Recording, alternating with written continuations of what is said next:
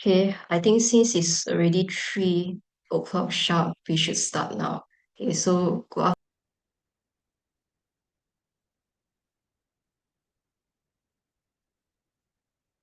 okay, I think since it's already 3 o'clock sharp, we should start now. Okay, so good afternoon, everyone. Uh, Welcome to the Monash University Alumni Webinar Series 2025, organized by the Jeffrey Cheah School of Medicine and Health Sciences, Monash University, Malaysia. Thank you to our alumni, students, lecturers, and staff for joining us. My name is Xuyin or Chong Xuyin, your moderator for today. I'm a Master of Biomedical Science graduate and a Monash alumna of the class of 2025.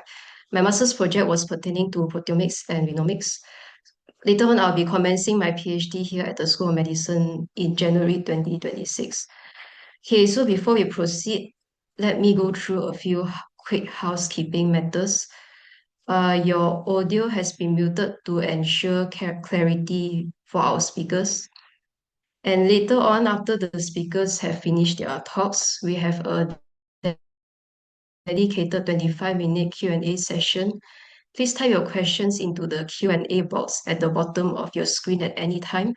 You can also type your questions in the chat. We will check both the Q&A box and also the chat.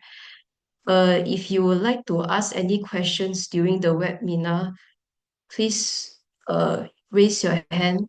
We will address your questions. Okay, so please note that the session is being recorded. And as you all can see, today we are joined by these two incredible alumni, Dr. Liew Leong and Dr. Hui Leng, who will share their unique journeys in mental health advocacy and scientific impact. Okay, so let's begin with our first speaker, Dr. Liew Leong, a Monash alumni from the class of 2008. He has a background in medical microbiology and neurosciences or neuroscience, and formerly a lecturer at Taylor's University. Dr. Liew is now the director and corporate trainer at Mind Psychological Services and Training. He specializes in employee assistance programs and mental health consultancy. His talk today is titled Managing and Surviving Mental Health Challenges During and After Postgraduate Studies. So, Dr. Liew, the floor is yours. Can unmute you. Yep. All right. Thank you, Sheen, for the lovely introduction. Um, so, good afternoon, everyone. I'm Leong. Call me KL in short. Drop all the other formalities. And obviously, today I'm here to share a little bit about my journey through postgraduate studies and beyond. And I think I will start off somewhere that is very familiar potentially to all of you, which is Monash University. So I used to do my double degree, Bachelor of Biomedical Science and Biotech in Monash, and I also did my honors there, right? And I think that the thing that got me all started into my postgraduate studies after Monash um, was stemming from the fact that I finished my honors quite quickly, quite relatively drama-free, and I was very happy, right? I presented all my data to my supervisor and also my co-supervisor. And I thought, okay, great, I'm done. I'm on to my next journey. Something that was said to me by my co-supervisor, right, which is the late Prof. Khalid Abdul Kadir. He asked me, Kaliong, your results are so expected, right? You gave the animal this um, item or this medicine, and then the results were exactly what you expected. Where's the value in that, right? I want to see something that is out of the ordinary.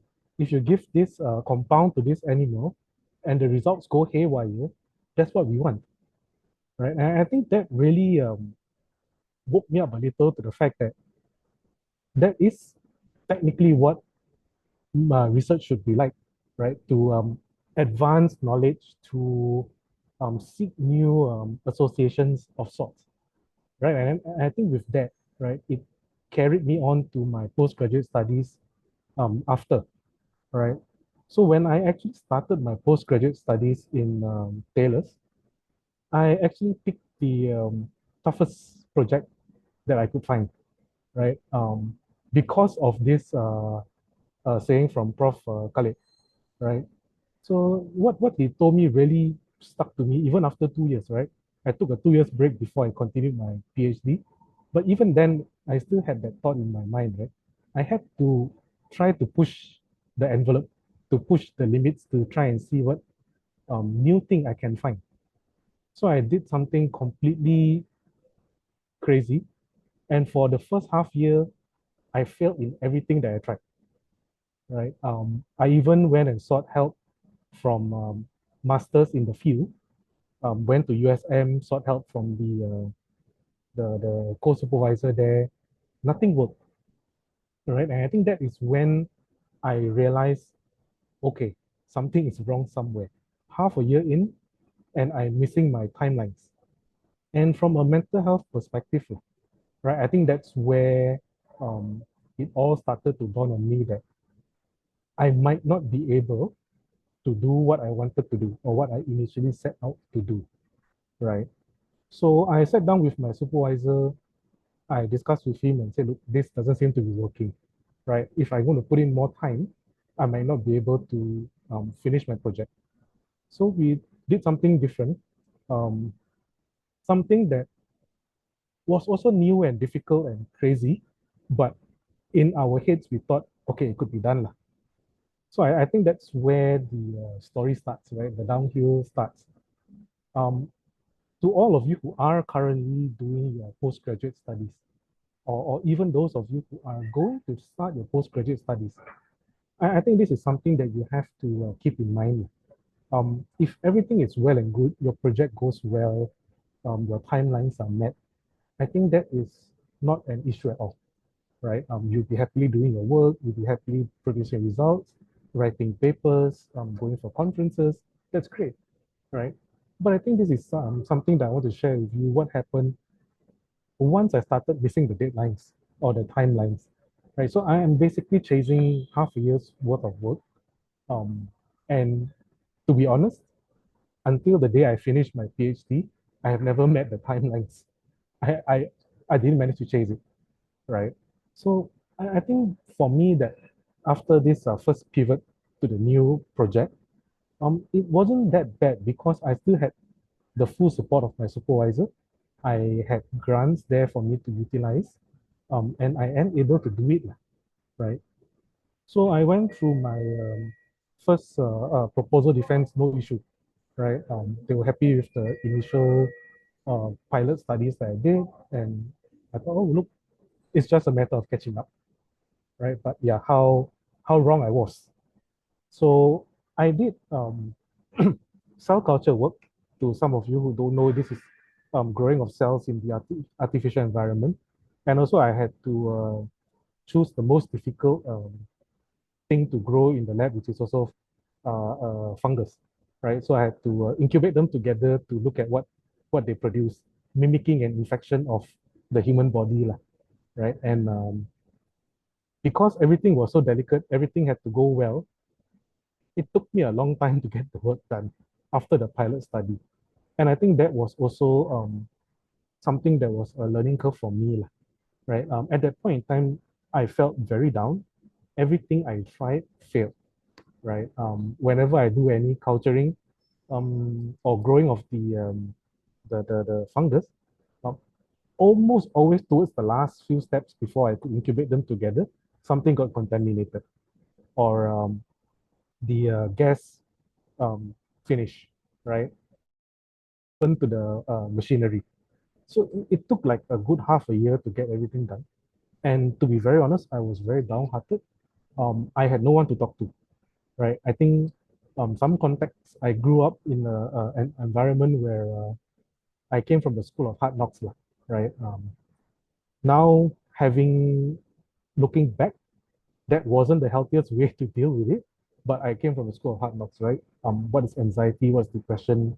What is feelings of overwhelm, right? You are supposed to put your head down, grit your teeth, and you keep doing it again and again and again until something comes out, right? And so that was what I did, right? The more I did, the more errors I made, the harder I tried, the longer it took, right? It came to a point where I reached the end of my third year. I was under scholarship, and obviously Taylor's wasn't going to continue the scholarship, and I had to pay my way through my postgraduate studies, right? There wasn't a problem, right? Because I worked 2 years prior, I had some funds, and I was able to do it. But then came the thing that really knocked me off my feet. My supervisor and the school told me that, Kaliong, I cannot guarantee that your application for extension of your candidacy will be approved because you're a scholarship holder, right? And that was when it was really, really tough, right?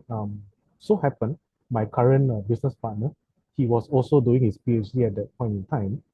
Um, he was doing in the field of psychology, and the two of us were having challenges, right, completing our PhD on time, right? And we had many late night drinks in the mamak, right? Because I was doing my incubation studies and all, it took time.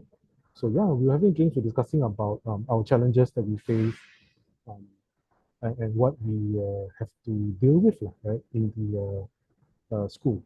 And we went back and forth many times. And I think the thing that really gave me clarity was this one thing that I'll share with you, right? A lot of us actually go into postgraduate studies thinking that if I put in my time and effort, I am guaranteed a master's, I am guaranteed a PhD. But in actual fact, it's not, right? In actual fact, if you are doing a postgraduate degree, right, what you're doing is you are actually putting in time and effort in the hopes of getting a master's degree or a PhD degree, right? Once I had that thought planted in my head, I think everything else went a little bit better after. Because when we both came in, we realized that the world doesn't owe us a living, right? It's not because we can enroll in a course, it means that we have to get the title at the end of the course. No, right? So from then, my headspace changed to the point where I will try my best, but if my best is not enough, I am able to drop it, right? I'm fully prepared to not graduate with a PhD. And I think that was what um, got me through the next year and a half, right? Full disclaimer, I took 4.5 years to finish my Viva, my defense and everything. And it took 4.5 years for me to get done, right? But after the third year onwards, right? From the fourth year onwards, sorry, my headspace changed, right? And yeah, I felt a very heavy burden off my shoulders, right? And it also helped when my family said, look, we know how much effort you put in, and if it's not meant to be, it's not meant to be, right? So there was no pressure coming from anyone at all but myself. And that was something that I only realized a lot later on, right? I put a lot of pressure on myself to graduate with a PhD when nobody ever wanted me to graduate with a PhD, right? Everybody just wanted me to do the best that I could. If I get a PhD, then that is a great outcome, right? So fast forward, I graduated after 4.5 years. And when I look back, right, on the journey of my PhD, I realized a lot of things. Number one, a PhD is less of learning new things, it's less of finding novel things because you can do that anytime, anywhere, anyhow. I think my PhD journey was more of journey of self-discovery. And I would like to hope that all of you have your own specific journeys as well, right? Because it is exactly that. What I had to read journals to find, or the new knowledge that I had to gain from reading journals, I could read them anytime, whether or not I'm a PhD candidate, right? But what nobody ever prepared for was the fact that I had to sometimes spend nights in the lab, right? I brought a change of clothes. The next morning, I'm doing tutoring, right, as part of my scholarship requirements, right? And I think that is the thing that I learned about myself, right? The limits that I can take, how to go outside of my comfort zone, and what are the limits that I have actually passed, right? Because ultimately, it's more about finding out about yourself, right? How you handle stress, how you take disappointment, how you take rejection, how you take your work not turning out as you expect, right? How you take those meetings with your supervisor, right? That is daunting, right? Especially when your results are not great for them to see and to evaluate, right? I think it's more of a journey of self-discovery. And I think the second point to note is this. I was lucky because I had a lot of support around me, right? Be it from my lab mates, from my supervisor, from my family, right? Towards the end, when my supervisor started wavering a little in terms of can I or can I not continue my candidacy, I think that shook me up a lot more than it should, lah, right? And I think it's something that everybody, should you decide to go into a PhD program or even a master's program, right? Any postgraduate program, um, you need to look out for your social support, lah, right? People that are always in your side of the ring, regardless whether the chips are up or down. I think that's something that I really appreciated, which is the support, lah. Towards the end of my candidature, there were a few of my friends who have just started their postgraduate journey. They kept me company at night when I had to do overnight work, right? Every now and then, if I'm a little bit tired, they help me a little with my work, right? And if I'm too overwhelmed back then, they help too, right? So these are small little things that shouldn't matter to anyone, but I actually really treasured their assistance. And I think without them, I wouldn't be here today having this conversation with you, right? So that's the second thing, right? And I think the third thing, which is something that a lot of people tend to overlook, even myself, is the mental health aspects of being on this journey, right? There will be ups and downs in your candidature. That is something I can personally guarantee you, right? If you are doing something that is of no challenge to you, right? There's no stress, there's no worries, there's no whatever, then you are selling yourself short, right? I always believe that you need to have a certain amount of stress, pressure to keep you moving forward, right? To keep improving yourself. And I think that's something that, given my current knowledge, right? Back then, I would have addressed a few of my mental health challenges, right? I would have opened up a lot more. I would have dealt with a lot of my disappointment in a better way, right? Compared to how I dealt with those challenges last time, right? So that was the postgraduate studies portion of my life, the challenges that I faced, right? And after when I graduated, I lectured for a year. And then obviously I was doing my business at the same time. Um, I'm going to not sugarcoat it at all, right? The challenges that we face, or I faced during my postgraduate studies, and those that I face outside when I start working, they're completely different, right? Same amount of stress, but from a different source, right? Expectations are still there, different source, right? So that's something that a lot of you should be expecting as well.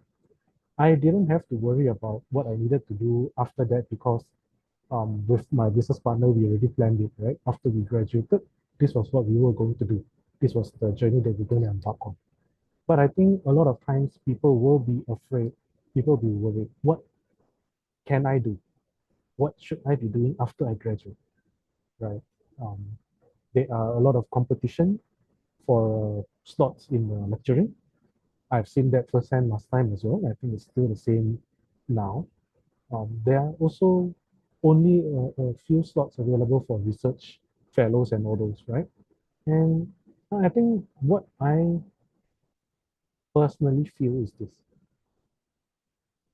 for every single one of you out there who is potentially going to graduate from your postgraduate degree now, what I would like to share is that I wish you all could find what your purpose is, right?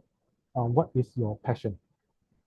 What do you like to do and what you do very well, right?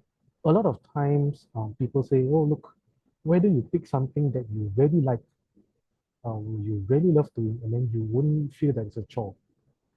I would tend to disagree with that statement. Why would you say so, right? It's because a lot of times people say, look, I'm passionate about a certain thing. I'm passionate about badminton, for example. I'm passionate about lecturing, teaching. My concern is this. You are only going to be passionate about something if you are relatively good at it, right?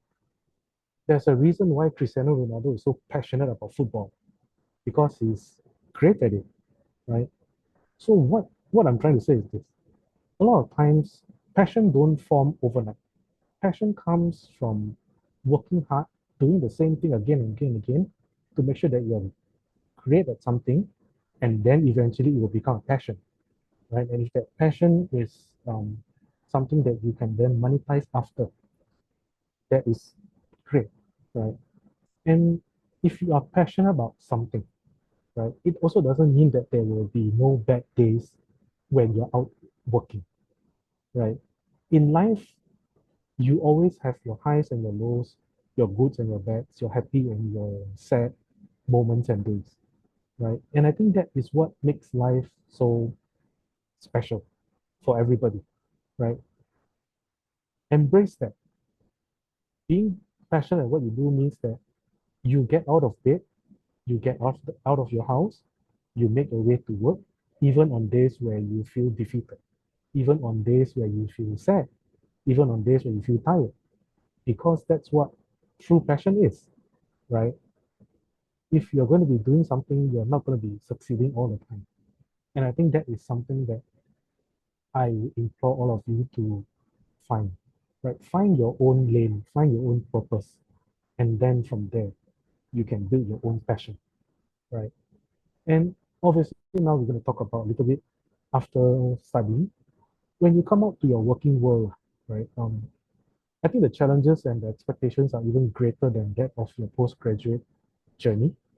And a lot of people crumble because of that pressure, because of that expectation, or because of the need to meet other people's expectation, right? So that's also something to really take note of, right? So there are some tips and tricks that you can use, right, in order to combat all these challenges, right? And I think one thing that is the most important, one thing that actually really worked for me personally, right, is by focusing on what I can do rather than what other people say or what other people expect of me, right? I'm not saying that we go in and provide a very lousy service, no, right? I think you have your own values, you have your own expectations. Meet those, right? When you are not able to meet your own expectations, then I think that's when you start asking yourself, what's the challenge, right? What am I lacking? Where am I missing out on, right? I think that is something that's very important, right? Which is to focus only on things that you can control, which is your own expectations, what you can do, what you can produce, right? Point number two, right? What you potentially can do is to not be afraid to fail, right? Um, there's a Chinese saying that goes, the only people that don't fail are the people that do nothing, right? And I hope you are not in that category or that group of individuals, right? Because when you start working, right, um, in order to create value for your organization, you need to be able to produce results. You need to be able to have certain skills or certain knowledge that the company or the organization needs and values, right? So my advice, or at least what I would try to recommend, is for everyone to say yes to everything once, right? That's my own motto as well, right? From a business perspective, as a personal person perspective, I will try everything once, right? I'll say yes first, and I'll find out how to do it later, right? Because if I don't do that, I don't grow, right? I don't have means to test myself and see what I can do and what I cannot do, right? So I think that's the crux of it, right? To not be afraid of failure, right? A lot of people, they fail once, they fail twice, they fail three times, they can get it on the fourth, right? And that's great, right? If you can get it on the first time, well and good, right? That means that's something that you're great at, right? Keep doing that, right? But if you fail and fail and fail and finally you get it, you then learn a new skill, you improve your knowledge. And I think that's the value here, right? And I think my last point for today, right, is this. Um, we are in 2025 now, going to 2026, right? When I started off my journey into working life, right, which was about 15, 16 years ago, mental health was not as big as now, right? It wasn't as prevalent as now. Back then, it was what is anxiety, what's depression, right? Now it feels like, oh, look, I'm depressed. I'm not going to get out of my bed today. It's a little bit different conversations that we're having, right? But having challenges in life, or admitting that you have some challenges in life, I think it's the way to move forward, lah, right? It doesn't mean that you're weak. No, it just means that at that point in time, the resources that you currently have is not sufficient to help you get back on your feet, right? And my last recommendation is this: there are a lot of resources out there, mental health resources that you can peruse if you need it, right? You don't have to suffer in silence. You don't have to be like me back then, where you just grit your teeth, put your head down, and keep going forward, right? There are means for you to get better support now. Do use those support, right? And at this point in time, if you're able to get back on your feet, which you eventually will anyway, right? If you have this support, these resources, you'll be able to get back to your feet a lot quicker. And hopefully with that, you'll then be able to move forward towards your goal, right? So I think that's all from me for today for the sharing portion. And I hope all of you are able to hopefully resonate a little with my experience. Um, and I wish all of you all the best in your postgraduate studies. And always remember, right?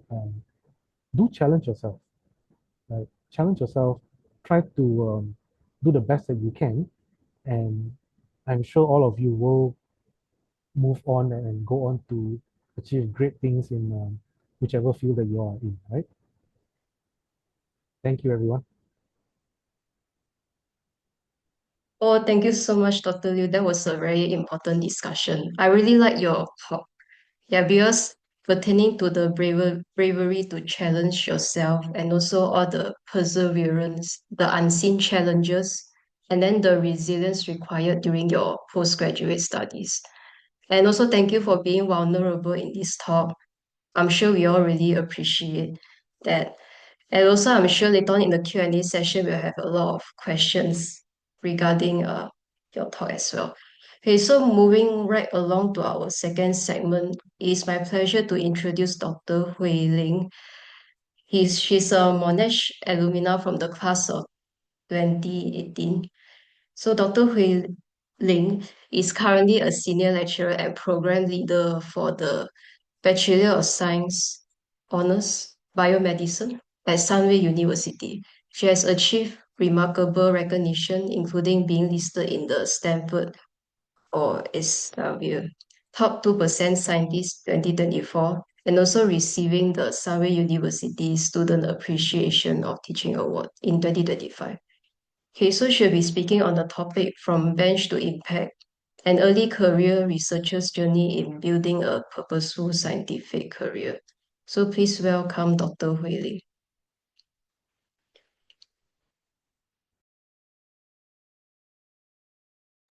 Okay, quick check. Thank you for the introduction, Shiyun. So can everyone see my screen? I actually prepared a slide. You see the slide deck?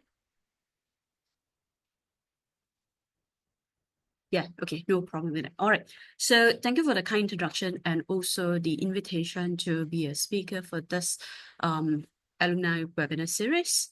Now, before I begin, I just want to have a quick, give you a quick snapshot of my journey. I'm currently a senior lecturer, and also I'm leading the, serving as program leader for the Bachelor of Science in Biomedicine with an honors.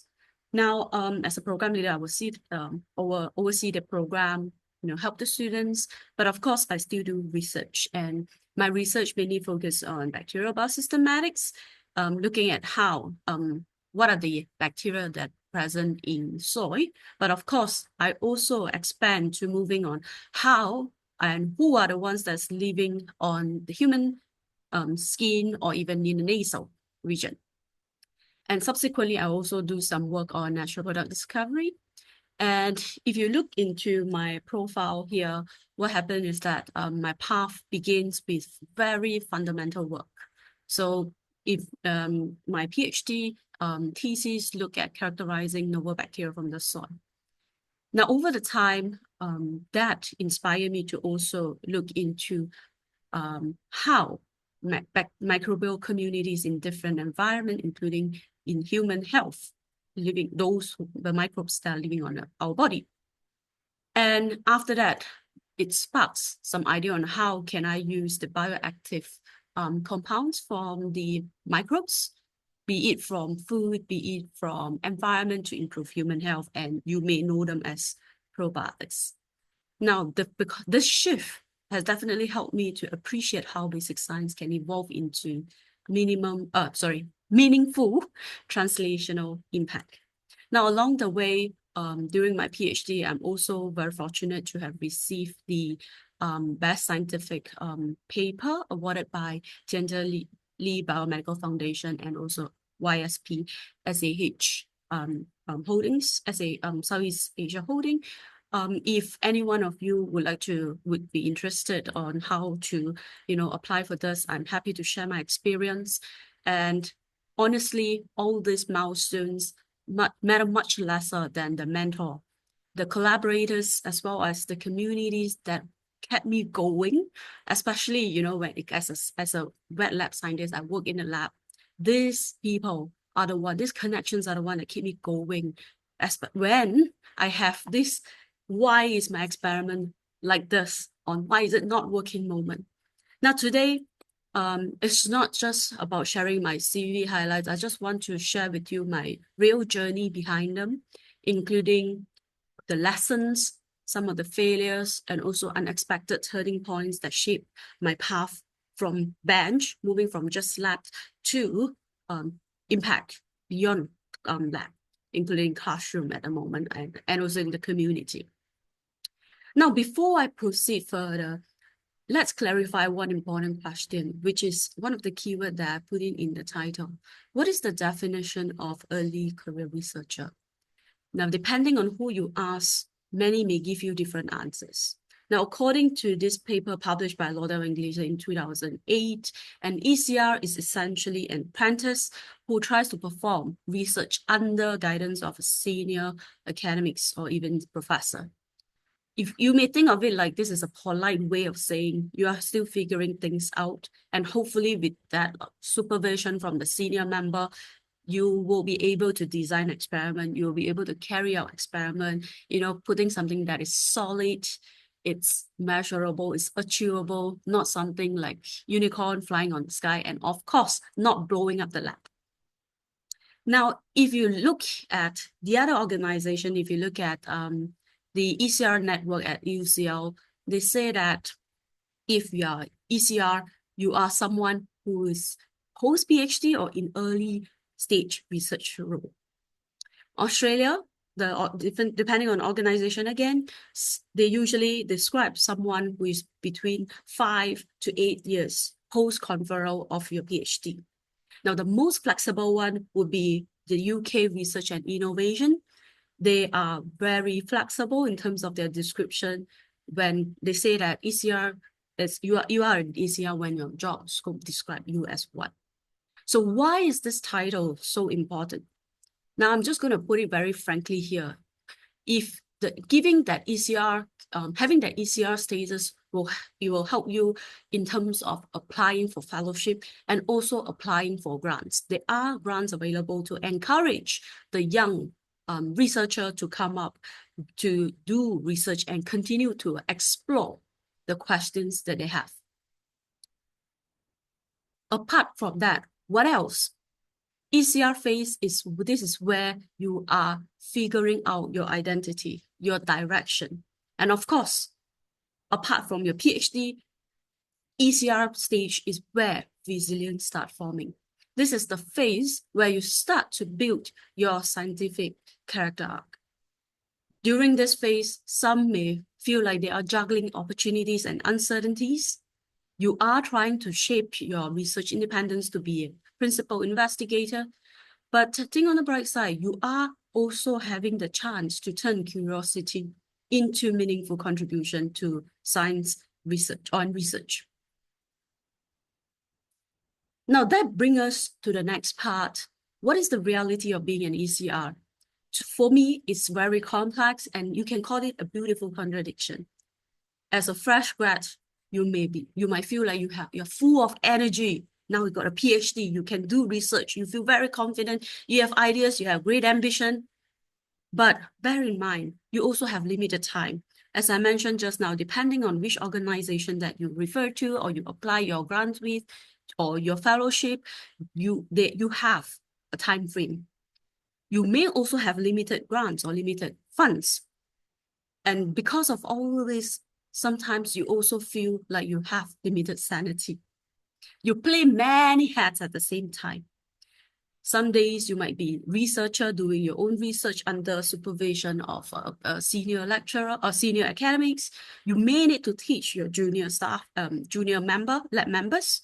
You may also help with administration work, especially grant management. Now, as an ECR, I find that definitely we all have more than one job. Okay, but here's the paradox. Despite the pressure, the resource constraint, the occasional existence crisis, oh, what am I doing here? But this stage, look at the bright side, is actually full of possibility. It's both overwhelming and exciting, demanding, yet rewarding. Now, the main thing is, how are you going to learn to navigate between what you want and what you have, the opportunities that are available? Now, we have survived the roller coaster of describing, what is ECR. I want to share with you the framework, and you may see some of them are very similar to what Dr. Liew has shared. I call this the 5 Ps framework that stands for passion, which it's what ignites your curiosity, especially in research. I'm passionate about this field. I want to find out what can I do. Now we have perseverance, what thing that keeps you going. This is the thing that keeps you going. And for us in the lab, sometimes PCR just doesn't work. You'll be like, oh, what am I doing this? Why there's no band? So this is the thing that you should be. I mean, I have to keep me going and going to the lab to repeat the experiment. And also on top of that, I have the people, the mentors, the collaborators, the lab mates that are there to keep you accompanied and keep your sanity. They help you to calm you down, feel more relaxed, and keep you going. Progress. This is not just about achievement. It's about the skills and also the confidence that you gain throughout the journey. And I keep the last P for the last, which is the purpose. The bigger why that gives you your work, what meaning, okay, beyond publication lists. Let me start with the first P. Now, passion. Passion, when we talk about this is not just some motivational talk. Now, the passion will keep you going when an experiment fails, just like perseverance. And when you say major revision, well, you're passionate about it, that's a fire that helps you to, go out there and try to defend your project. Now, research show that if you work on the problems that you care, it tends to help you to build resilience. And at the same time, it will promote creativity in the face of setbacks. However, when it comes to passion, you have to be careful. Now, I experience it as well. Too much passion without boundaries can slide into burnout. This is when you try to achieve the fire within you is trying to push you. But the constant pressure may slowly erode your mental health and your physical well-being. So my takeaway for this is let your passion guide you, but not to the level that it consumes you. When it comes to research, there are many things out there that you may want to do, but choose the question that matters to you the most. Pace yourself when it comes to your progress and stay open to collaborations, because science is not alone and doing research is also not a single man's job. Now, the next one, when we talk about perseverance, this is something that simply means not giving up, especially when things are messy, slow, or discouraging. Now, there's also data backing up, saying that when they look into 200 early career researchers, it showed that people with higher perseverance, higher consistent in interest, they tend to have stronger science identity later, and also they stay longer in research and they thrive in it. So what I'm trying to say here is that there are times you need to basically build resilience and don't give up easily. For organizations, this paper underneath here, it's something that for all of us is a food for thought. Recognition also matters. Now, this is a study that looks into this, that look at 1,400 over prize-winning scientists. And they noticed that younger prize winner had 59% lower risk of leaving academia than their peers. Why? Because when they win this award, they also promote persistence and then encourage them to have resilience and ultimately having perseverance. And this perseverance grows from with it. So a little external validation certainly doesn't hurt, and it helps to keep our future researchers in the pipeline. On a personal note, my own perseverance was really tested during the COVID, the pandemic. Now, due to the lockdown, I cannot access my lab. Can you imagine for someone who really have a lot of bacterial culture in the lab, cannot return to the lab, cannot continue with the work? Now that made me feel very frustrated and very sad. But of course, having the people around me and having that perseverance, then something sparked in me and says, if I can't pipette, can't do the experimental work, but at least I can still click. I can still do my work. That's when I turn to bioinformatics and try to pick up different skills to learn the available tools online to do basically gene hunting or genomics genome mining to search for biosynthetic gene cluster in the bacteria, and then try to do some dry lab so that I can identify some products some compounds that can be used to treat infections later on. And that work, born out of a crisis, built the foundation for genetic engineering that we start to do after the relief of the lockdown later on. Perseverance isn't just about pushing through difficulty. It's also the ability to pivot with purpose, stay consistent with your interests, even the methods change. So this is what I feel, and sometimes the little obstacle in the road, if you can overcome it, it does help to open new roads for you to venture. People, I have talked about people throughout the past few minutes that I've been repeating myself. Research isn't a solo sport.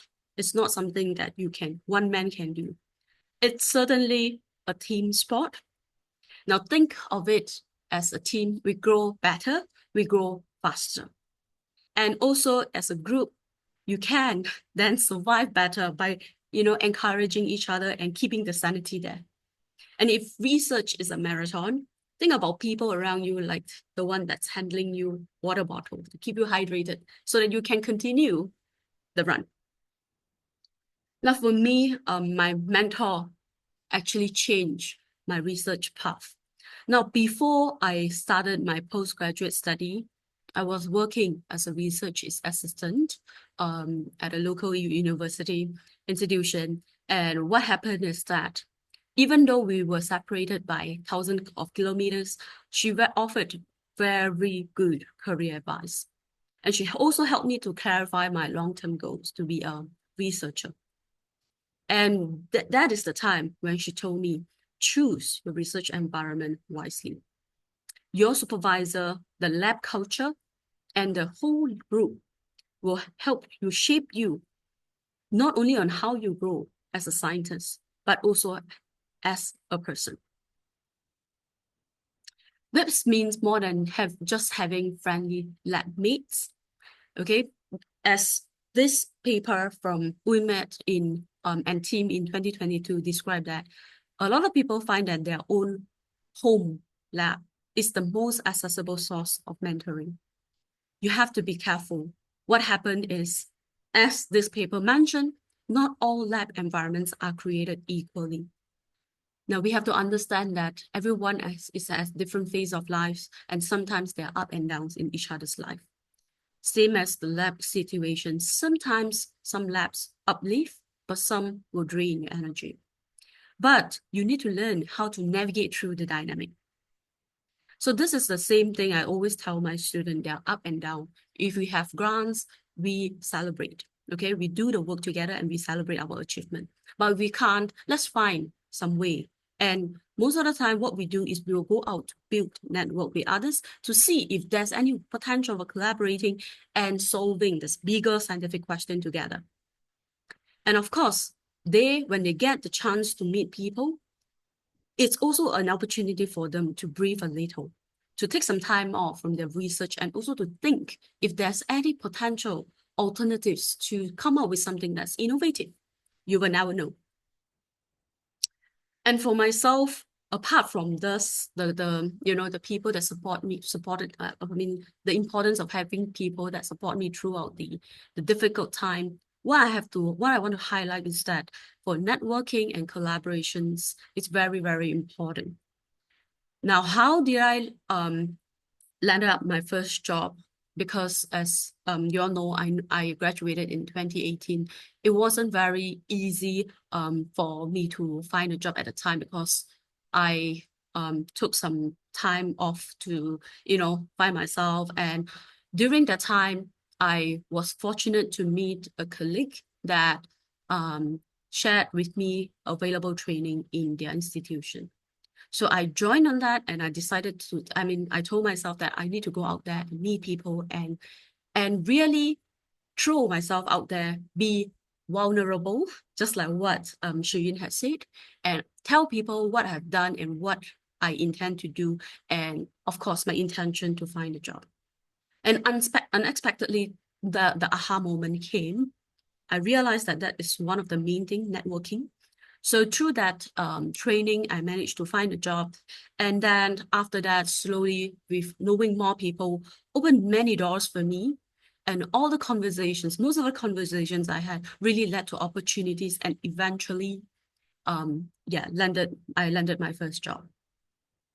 So all this together, I just want to share that networking, sometimes it doesn't happen only in the rooms that are filled with name tags. You should go out there and also, have some data session with your friends. And who knows, sometimes you stay curious, make yourself available to people, introduce yourself, and you might be able to get some surprise in return to help with your career. Now, the take-home message from me from here is people matter, the right mentor. Having the right mentor is important, the right peers that keep pushing you, keep challenging you so that you can go forward, and having the right community put yourself in the right environment is very important, and it can accelerate your growth faster than any experimental technique that you will build in the lab. Now, in terms of progress, now this is something that we always talk about. You know, traditionally, we always measure impact progress with very familiar metrics for those who are in academics. You know, how many papers you have published, what is the impact factor, H-index citation, and all sort of that. Now, these indicators matter. Okay, this is telling us how credible the person is, and also it helps to improve visibility. There have been a lot of discussions to say that, is this the best measure, or is this the only thing that we can look into? Now, for Fisher and James, they basically studied the different markers for academic credibility, and they say that, in fact, for many institutions, this remain as the primary basis for evaluation. However, if you look into the white paper that is being that's published this year, a lot of people are rethinking that. Perhaps there are also need to consider how about impact in community, policy, and also how about leadership? Now, for me, as a early career researcher, I feel that when you talk about progress, even the tiny step matters. One step, you encourage yourself to make one tiny step a day. Maybe for you, it's for today, I want to, when it comes to writing paper, just making one paragraph will be enough. And slowly you push yourself to achieve something slowly, not making drastic changes, so you don't put too much pressure on yourself. Now, when it comes to making progress, what I believe is that we should think beyond metrics, the traditional metrics. Often ask yourself, am I learning? Am I contributing meaningfully to the thing I'm passionate about, the things I want to do? And also as a researcher, am I helping to build a better research culture? Because what I believe is that when it comes to progress, becoming a more capable and more grounded version of a human, that is also a progress. And most of the time for everybody, you have to acknowledge that purpose, the next one I want to talk about, I keep it at the end, which is purpose. Now, purpose may change as time goes by, it evolves. Now, this is I believe is the most important P. That's why I keep it at the end. When we talk about purpose, this is about why am I doing this? Now, if you ask me, initially my purpose is to be just a competent researcher, just to find out what these bacteria can produce or who are they. But ultimately, later on as time progresses, I notice that all this can be translated into something that's more important. Okay, and also, apart from using the knowledge to improve human health, what I believe is education is also important. So what has been found, the knowledge that's been found in the lab should be delivered through to different stakeholders, including the community. And my purpose now, part of my purpose now is also be an educator to empower students to discover their own curiosity and build their confidence to be the future researcher. Now, I'm also very I'm also very fortunate to be able to hear from the leaders from academic science of Malaysia, and during the recent colloquium in the colloquium organized by the Young Scientist Network Academic of Science Malaysia, I was introduced to the idea mission-oriented policy.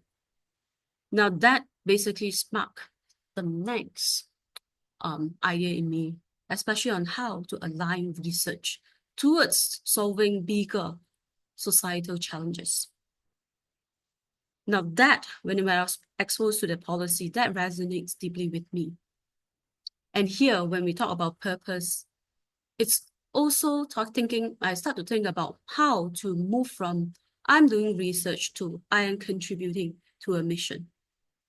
And here, this helped me to shape my long-term research plan. Through this, it helps me to think about what sort of skills I need to have. And if I can't build them in time, what collaborations I need? Who should I approach?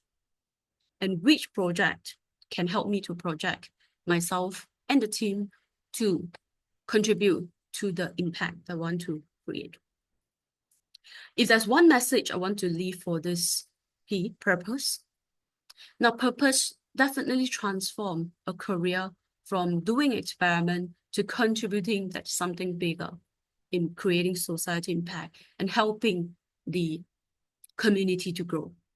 And when that purpose is clear, you know that this impact naturally follows, because here you're no longer reacting just to opportunities, but you are following a path to achieve the mission that you want.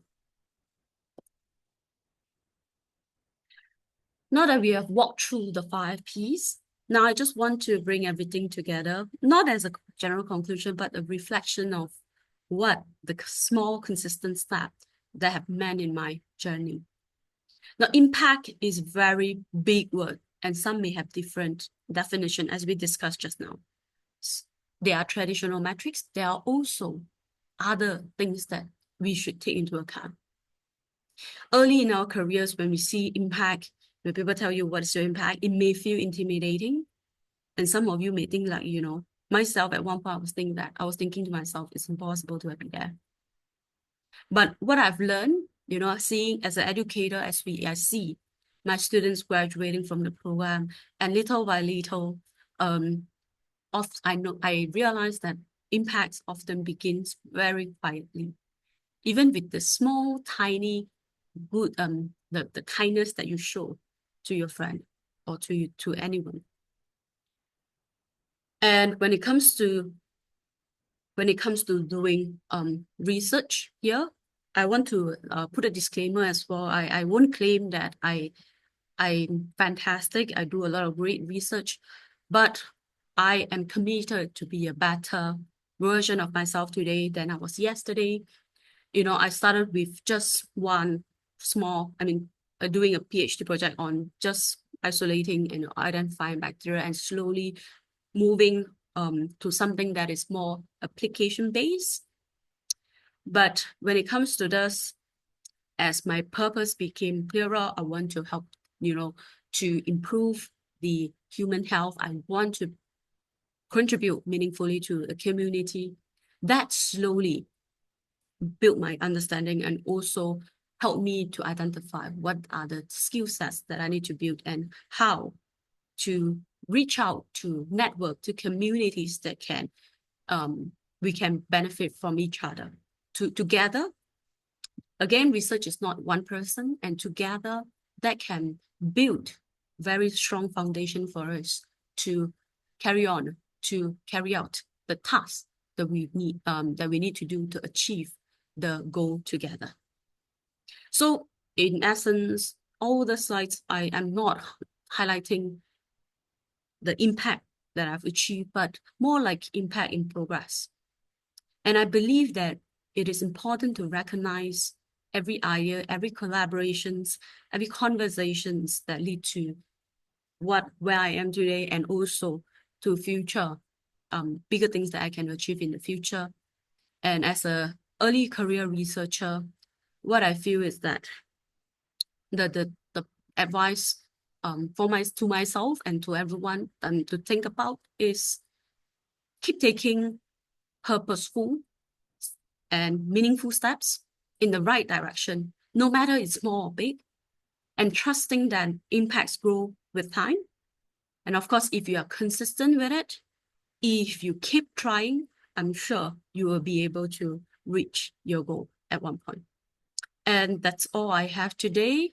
And before I end, I also want to thank all the collaborators, everyone here who attended this, my mentors, my friends, and really everyone.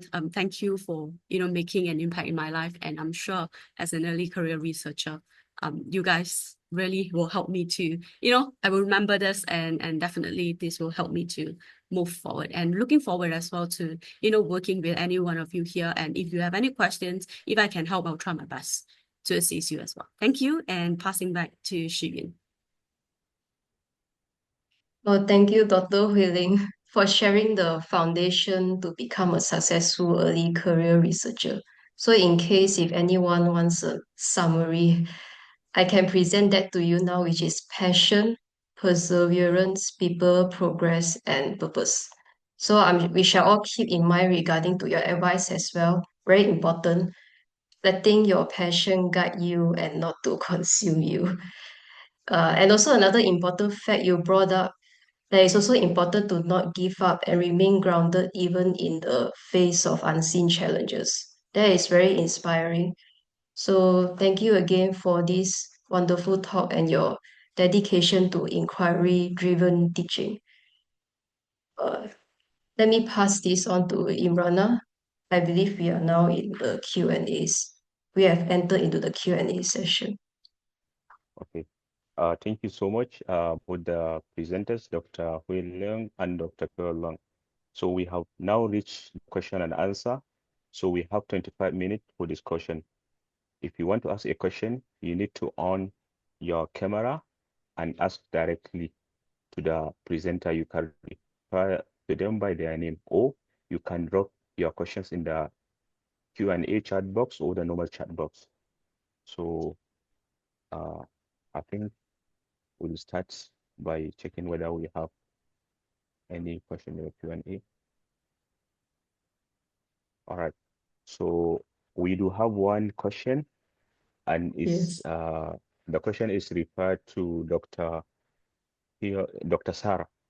So the question said, you have achieved top 2% by Stanford recognition, which is a huge milestone, especially at very earlier career researcher.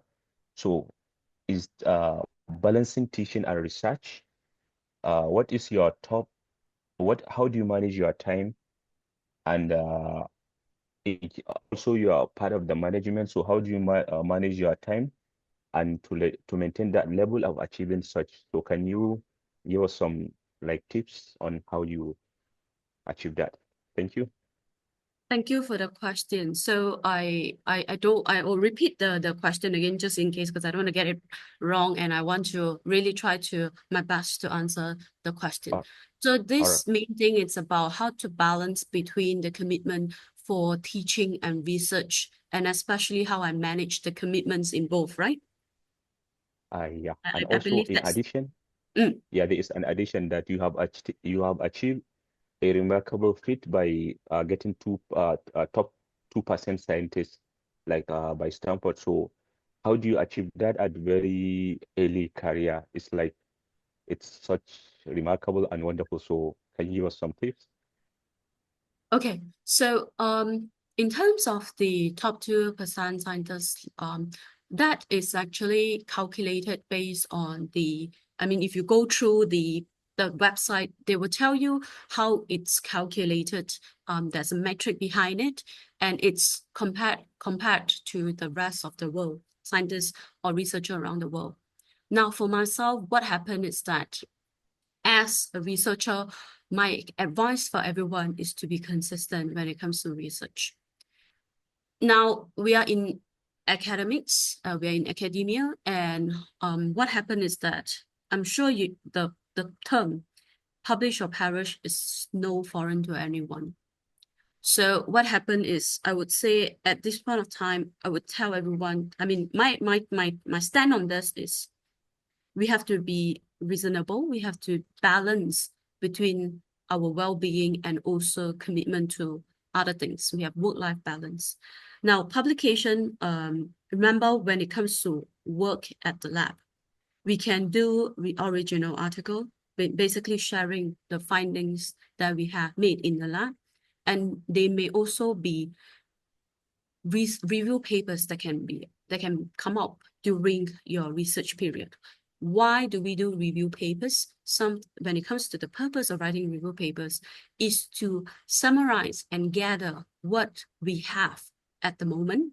And also it helps you to find the gaps in research.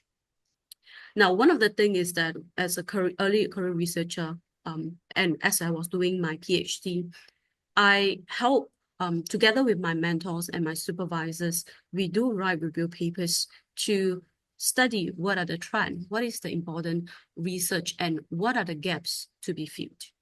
And with that guides us to design our experiment.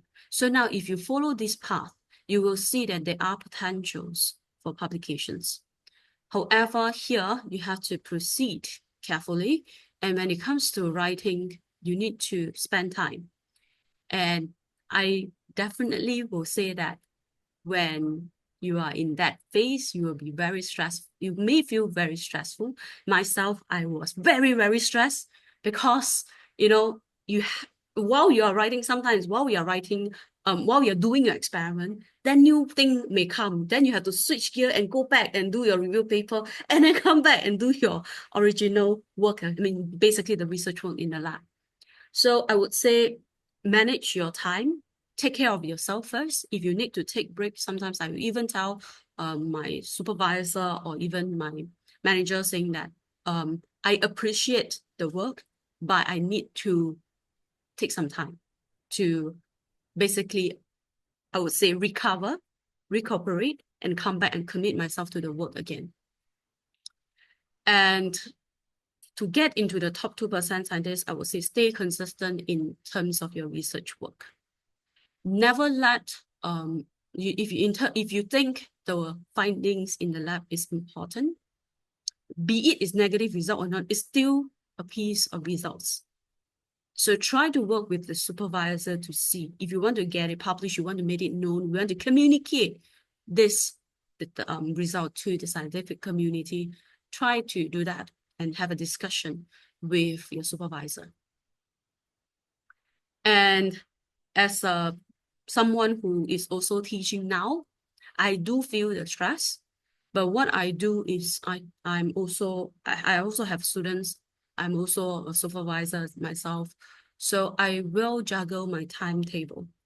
Now, usually as a teaching staff, we have our teaching schedule. So I will block certain days that I'm free, that I'm not teaching, to meet my postgraduate student, to do research work with my student, to do research and writing on myself, and to have some time to basically do reviewing and also reflection.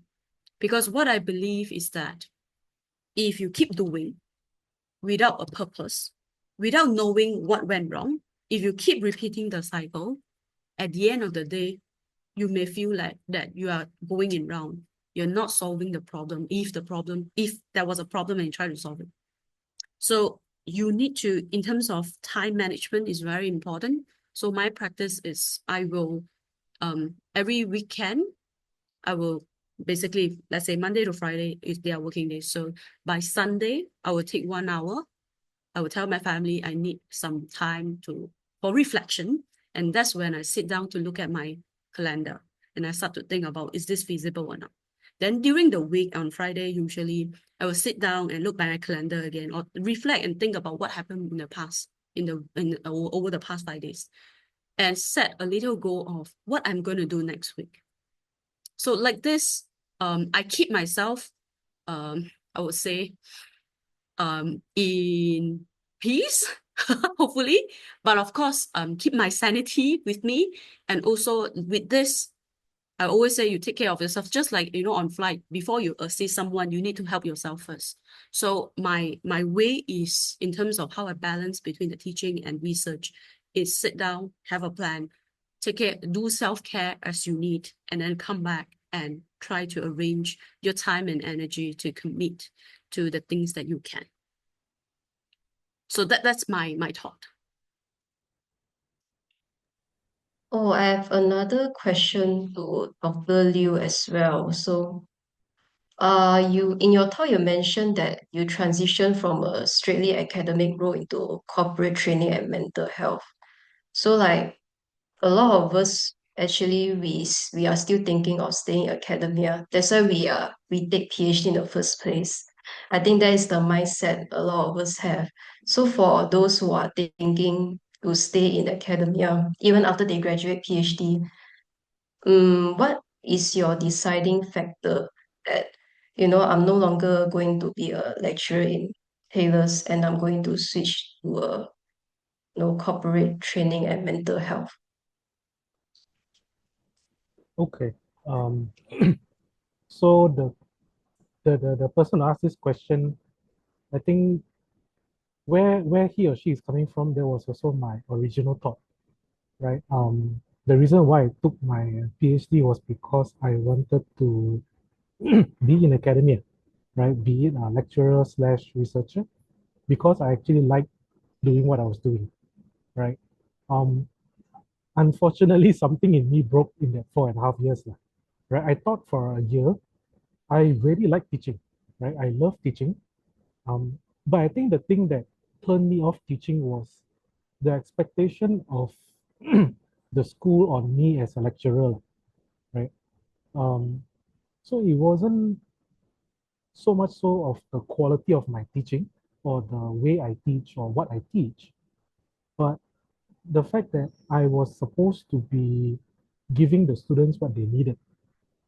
Um, Whatever request that they asked for, I was not on paper, but I was requested to give in to them, right? So if they didn't like the questions that I set for exam, I was supposed to make it potentially easier. So it was something that I didn't really agree with, right? I think when you come into an education institution, the aim is to learn, right? And when you want to learn, there are some hardships that come along. But I think the requests that came along the way really, I really didn't agree with it. Therefore, I left, right? But that's me, right? I am special. The way you see how I'm going about with things, you can sort of kind of summarize that I like pain, right? I like to try new things. I like to do different stuff. But if you are going to be staying in academia, I would still tell you what I told you earlier on, right? Find your purpose, find your passion, find something that you're very good at, and keep doing that, right? And there is going to be opportunities for you everywhere, whether is it within the field or even outside the field, right? Conventional thinking means that if I study science, I have to be a scientist. If I study law, I have to be a lawyer, right? But I think times have changed a little. If you study science, you can still be a scientist, right? I think it gives you a heads up because you do know what is required in the field. But if you want to move out, that's also a possibility, right? So I think that's the answer to you, right? Find something that you really love doing, have passion for, good at, and just keep doing that, right? And like what Dr. Sir said, every now and then, if you're feeling tired, you're not up for it, take a break, right? Come back refreshed. And a lot of the things that she says about taking some time off for yourself and all those, I think those are very good things for you to look at as well, right? And at the end of the day, this is your own life, right? You chart your own path. If you are going to be academia, if you're going to be a lecturer, if you're going to be research, let no one tell you that you cannot do it, right? As long as you set your mind to do something, keep going, right? And I'm sure given the right passion, the right direction, I'm sure you go very, very far, right?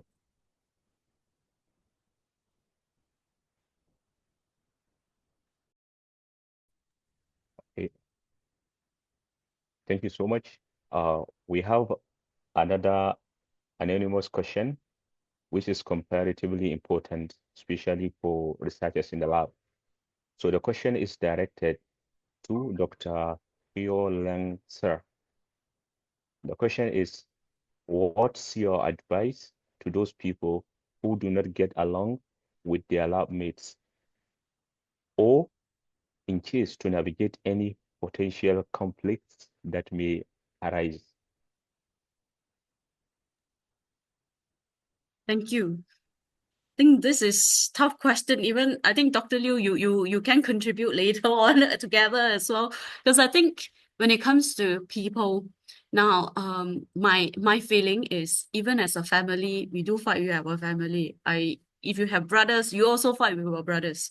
But at the end, is how we resolve the fight and identify what is the main conflict here. So I believe that sometimes when you have, some, I would say, discussion within the lab, people have different views. And when the views are not aligned, sometimes then conflict happen. So my advice as an early career researcher is when it comes to conflict, don't fight. And sometimes the next thing I want to say is don't react. Take some time, understand each other's point of view, and then take time to reflect before you respond. And perhaps if the situation is so bad and you need to get someone neutral, then you have someone neutral to resolve the question, the conflict together. But never ever attack someone. That is something, I mean, be it verbally, be it, I hope no physically, but conflict, it happens everywhere. No matter you're in the lab or you are at work, if you ask me now, do we have conflict in our daily lives? Yes, it's there. But the main thing is how we resolve it and how we maintain that relationship professionally. Then Dr. Liew, maybe you want to say something as well? Yeah, I think Dr. Sir has got it correct, right? A lot of times you don't react. Right? When you react, when everybody's very, very heated, nothing good is ever going to come out of it, right? But I think with any form of disagreements or altercations and things like that, I realize that a lot of times it's down to a lot of assumption, right? So there are a lot of assumptions being made or being thrown around. So the most effective way is to actually sit down and actually put whatever thoughts you have on the table, right? Discuss it with the person. If, let's say, it's not easily resolvable, you might need to get somebody to mediate it, like what Dr. Sir mentioned, right? But ultimately, a lot of things, if you really look into it, whether it's in the lab or even when you're working, a lot of problems are down to assumption, right? In my line of work, we do work with a lot of corporate clients. Some of them do come in for therapy, and you'll be surprised that some of them do actually come in for things as simple as, I cannot stand my colleague's perfume, right? And then you'll be wondering, it's just a perfume, right? But to them, it's the world. So never ever downplay whatever feelings that you're having. If you're not satisfied, if you're not happy, if you feel like you need to speak to someone about it, speak to the person that's involved, right? Get it resolved in an amicable manner, because I'm sure most of arguments do have an amicable way to end it, and hopefully you will then be able to focus on what you're doing better after that. And with this improved communication, it might also prevent future arguments or disagreements from happening. Well, thank you to Dr. Hui Ling and also Dr. Liew for both of your incredible insights to that very challenging question. Okay, there is one question by a participant here. So Lucas Low said, I'm an introvert and I like research, but when faced with challenges, are there any support groups which allows me to talk it out, to get back on our feet? Mm, uh, Dr. Liu or Dr. Hui Ling may want to add to that I think I'll answer first, and then Dr. Hui Leng can add on whatever points that she has. I think for me, the introvert part is not so much of a big issue, lah, right? As long as you have identified what you like, which is research, right? And along with any other things that we do in life, there will be challenges. And I think, like what I mentioned earlier, communication is key to potentially solving a lot of problems. So if you're looking at support groups, I'm sure you potentially might find it within your lab environment. You might have somebody who is also potentially an introvert waiting for someone else to reach out. And then, you might be able to share ideas, um, understand what other people are going through, understand a little bit about the work that they do, and vice versa, right? So my answer to this is, I don't know of any specific support group, but I think given that you're working in the lab environment potentially, you do have your peers there. And I think if you would like to have support, look out for them first. I think they are the people that you potentially see day in and day out. I'm sure they also can see potentially a little bit of your challenges. And maybe if you speak up and reach out to them, you might be able to get someone who will be able to assist you, right? And if it's something that's more personal in nature, like if it's a mental health a challenge, right? Universities now do have their mental professionals ready to assist. There are also services available outside if you wish to. And I think it's up to you how you like to address the issue, right? So I think there are means, there are resources. You just have to potentially go out there and say hello, um, ask how is the other party doing, and maybe you can just strike up a conversation there, right?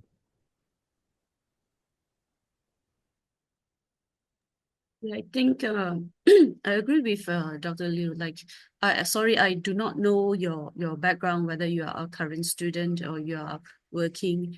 But what I believe is that you can choose which method you prefer to communicate, because I'm sure in terms of support available in organizations, you can either have in email, text, or when you're comfortable, you can even make an appointment with them. So I think there are various means to basically channel your concern if you are talking about you need well-being support. Now, if the challenges here means like you need help when it comes to technicality, how to improve certain techniques, well, there are groups available online now, such as I always tell my students, you can use ResearchGate. They do have community there to help you to learn certain technique. And of course, when I say challenges, usually the first thing I would tell my students was, come and find me. If I can help you, I will try my best. Don't forget, your supervisors are there to support you and to grow together with you. And then if you want to, you can also move on to support group available outside or inside. I'm sure in campus they are as well. During my time when I was a PhD student at Monash, I do join MOPA, the Postgraduate Association, and over that's where I meet students from different schools, and then we have chit chat, and I remember we have lunch, and we really talk about things beyond lab, and that can be that helps me in terms of moving my mind and taking a breather out of what problem I need to solve in lab and start aligning myself out of the lab. So here, if you're talking about challenges in well-being, I think Dr. Liew has given you some advice. But of course, you can also consider what the organization group has got. And I'm sure they also have their standard operation protocol in terms of maintaining confidentiality and that kind of thing so that you feel safe. And of course, you do have peer support group available in I'm sure in Monash, yes, there is, and in different institutions there is as well. At Sunway, we do have students associations, and I'm also a mentor for a couple of students, so I will also direct them to certain societies and association and keep them engaged, even though some of them may tell me I'm very shy. And then slowly they work with me, and together, sometimes I will tell them, you know, you can meet a counselor, and together we will help you to get back, like you said, get back on the feet, and then start, you know, going out and learn how to build the connection with other people. Yep. Thank you. Imrana, do you want to Yeah, this? actually we have one anonymous question, but I think it's a short question and it's referred to Dr. Leong. In case one take a career gap due to not finding academia or postdoctoral fellow, so is there any age limit? Because you mentioned that you did your postdoc in China, because in China, if you are more than 35 years, I think there's a rule you cannot do postdoc. So the question is there any like limit? For instance, maybe you take 5 years gap or maybe 6 years due to unforeseen circumstances. So is there any way to merge or to what's the best advice to do about this? Okay, thank you for the question related to age. So, like I said, I mentioned during the presentation, we have limited time as early career researcher. Now, there are some organizations that will take into account career breaks. So, when it comes to application, you can justify to the organization to say that you took career break due to this reason. But of course, you need to justify and build your case for this. So my advice is, well, taking a career break to realign yourself is not wrong. And if you, when it comes to finding a job, if they have this kind of requirement, it comes back to you. Find the purpose of what you want to do and start planning from there.